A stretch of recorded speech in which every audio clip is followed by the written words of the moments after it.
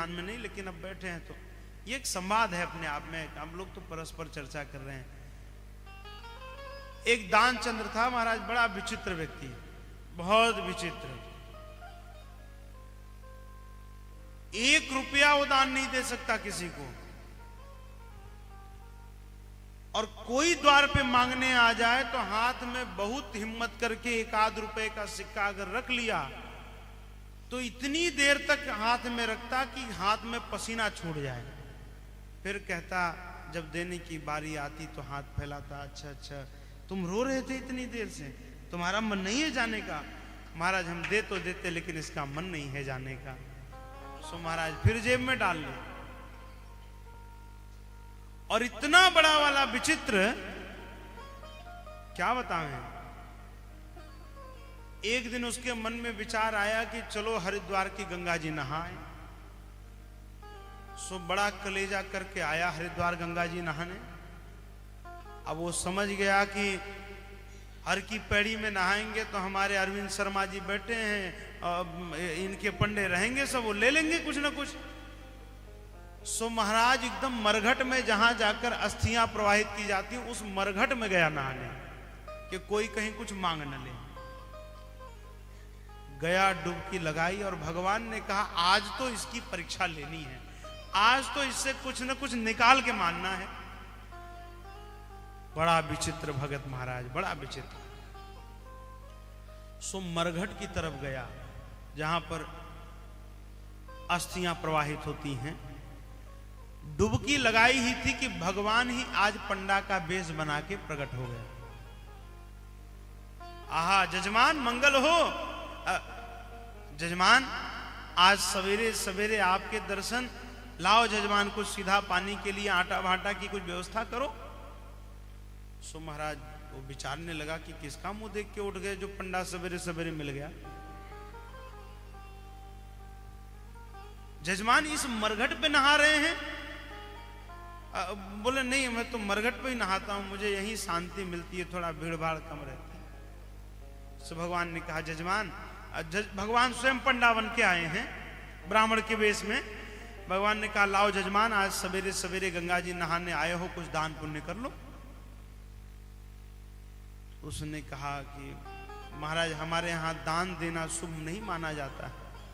भगवान ने कहा गंगा जी के किनारे हो, कुछ तो दान पुण्य करो। सो उसने कह दिया कि चलो, जब दोपहर हो गई, 4 बजे का नहाने आया था, बहस करते करते सूर्य नारायण सिर पर आ गए, चेहरा उसका लाल पड़ गया। सो महाराज भगवान भी एकदम हट करके आए थे। भगवान ने कहा बिना लिए इसको आज छोड़ेंगे नहीं। सो उसने बहुत मन बना करके सोचा और विचार करके कहा कि महाराज आपको 1 धेला मैं दूंगा, मतलब पैसे का भी आधा भाग। भगवान ने कहा चलो कुछ तो निकाले ये। भगवान ने कहा ठीक है जजमान दे दो। बोला यहां नहीं है, मेरे घर में रखा हुआ है। सो घर से लाके मैं जब अगली पूर्णिमा नहाने आऊंगा तब दे दूंगा। भगवान ने कहा कोई बात नहीं जजमान, अब देखो दान को स्वीकार करने के बाद उसको जितना लंबा करोगे उतना ज्यादा बढ़ता जाता है। सो जजमान मैं नहीं चाहता कि आपके ऊपर कोई पाप बढ़े, मैं आपके साथ आपके घर चलता हूं। सो महाराज भगवान भी हटी, पंडा बेस में जजमान के साथ साथ दानचंद के साथ साथ उसके घर चले गए, घर तक चले गए।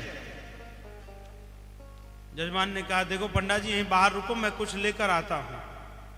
अब गया और पत्नी के पास जो रोए कि आज सवेरे सवेरे पता नहीं किसका मुंह देख के उठा। सो पंडा मिल गया, मेरे पीछे पीछे चला आया और मैं कुछ दूंगा नहीं, आज तक मैंने किसी को नहीं दिया, सो इसको भी नहीं दूंगा। जाओ कह दो कि दानचंद बीमार पड़ गया है।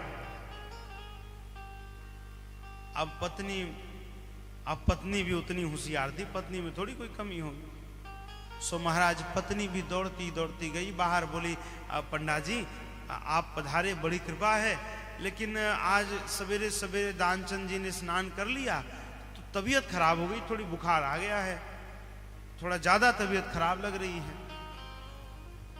अब भगवान पंडा के वेश में भगवान ने कहा देखो देवी, मैंने उनसे दान का संकल्प लिया है, और संकल्प लेने मात्र से वो मेरे यजमान बन गए हैं। देखो, यजमान संकट में हो तो उसको छोड़ के मैं जा नहीं सकता। अब तो यहीं पर रहूंगा जब तक दानचंद स्वस्थ नहीं हो जाते हैं। सो महाराज भगवान भी अपना आसन जमा लिए, बोले देवी ले आओ कुछ खाने पीने की सामग्री, हम तो अपने हाथ से बनाकर खाते हैं। सो महाराज गई पति के पास, बोली तुम उसको एक ढेला दे दो, उसके बदले में 15 दिन के राशन खा जाएगा। उसको दे क्यों नहीं देते कुछ? बोला देना नहीं है। सो महाराज अब दानचंद बड़ा विचित्र, दानचंद ने कहा नहीं गया वो ब्राह्मण? पत्नी ने कहा भी नहीं गया। तो कह दिया जाओ बोल दो दानचंद मर गया। अब पत्नी आई और आकर के महाराज जो रोए कि महाराज दानचंद मर गए, हमारे पतिदेव चले गए, इस धरा से चले गए। सो महाराज भगवान तो भगवान ने कहा अब तुम ठहरी महिला, तुम कहां श्मशान में जाओगी अंतिम संस्कार करने? अब तो कुछ भी हो, दे चाहे न दे, हमने जजमान के रूप में वर्ण किया था, तो अब उनका अंतिम संस्कार करके अंतिम चिता तक मैं रहूंगा, उनके संस्कार करके जाऊंगा। अब महाराज इतना विचित्र दानचंद, भगवान गए घर में, उसकी पूरी तैयारी की और फिर उसके बाद दानचंद को चिता से बांधना शुरू किया। सो महाराज इतना विचित्र कि सांस रोक के पड़ा रहा, ढेला न देना पड़े, और सांस रोके पड़ा है। भगवान ने 2-4 साथियों को बुलवाया, आवाज लगा करके आओ दानचंद मर गया।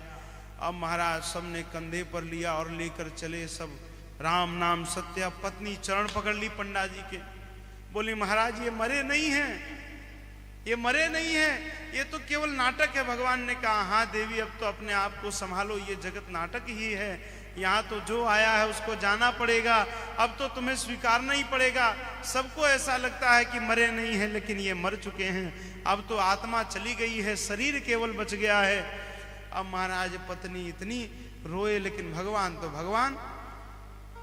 भगवान ने कंधे पर लगाया, कंधा दिया और लेकर राम नाम सत्य है, राम नाम सत्य है लेकर चल दिया। और वो भी इतना विचित्र कि कुछ बोले नहीं और चुपचाप पड़ा है। ले गए और गंगा जी के तट पर चिता लगाई गई, उसको लिटाया गया, मुखाग्नि देने की तैयारी। लेकिन कैसा विचित्र भगत है दानचंद, अभी भी वो बोलने को उठने को तैयार नहीं है।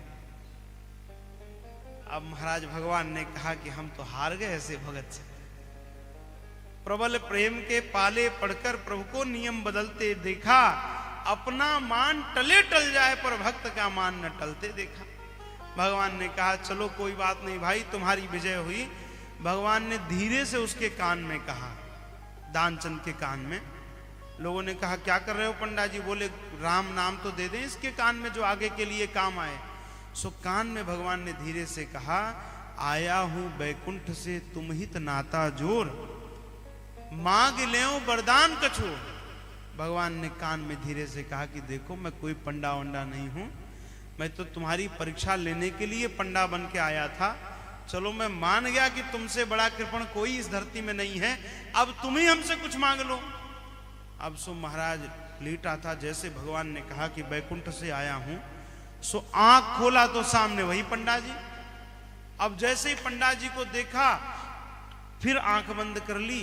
भगवान ने कान में फिर से कहा कि अरे तुम ही कुछ मांग लो। तो धीरे से भगवान के कान में बोला कि 1 रुपया दीजो छोड़, जो 1 रुपया आपने मांगा, 1 धेला, वही छोड़ दो, हमें तो और कुछ चाहिए नहीं। आज तक हमने कुछ दिया नहीं है, हमें और कुछ नहीं चाहिए, बस देने का व्रत ये टूट रहा था मेरा महाराज, वही छोड़ दो। भगवान ने कहा धन्य है दानचंद, तेरे जैसा विचित्र भगत नहीं देखा। भगवान से मांगेंगे तो हजारों सैकड़ों करोड़ मांगेंगे, और मंदिर में जब जाएंगे तो देखेंगे कि सबसे छोटी नोट कौन सी है। बस चले तो 1 रुपया की नोट चढ़ाएं। अरे बड़ी विचित्र स्थिति है महाराज। धर्मशालाओं में एक बार एक आश्रम में भी आया एक व्यक्ति, वो बोला महाराज पंखा देना है, 5 पंखा दान में देना है। हमने कहा दे दो भैया। फिर वो पंखा ले आया और पंखे की तीनों पत्तियों पर एक पर अपने पिताजी का नाम, एक पे दादाजी का नाम, एक पे अपने चाचा जी का नाम, स्वर्गीय स्वर्गीय के मोक्षार्थ पंखा दे दिया उसने। विचार करो कैसे कैसे लोग इस धरा पर हैं, और भगवान से मांगेंगे तो सीमा नहीं, इतना मांगेंगे। लेकिन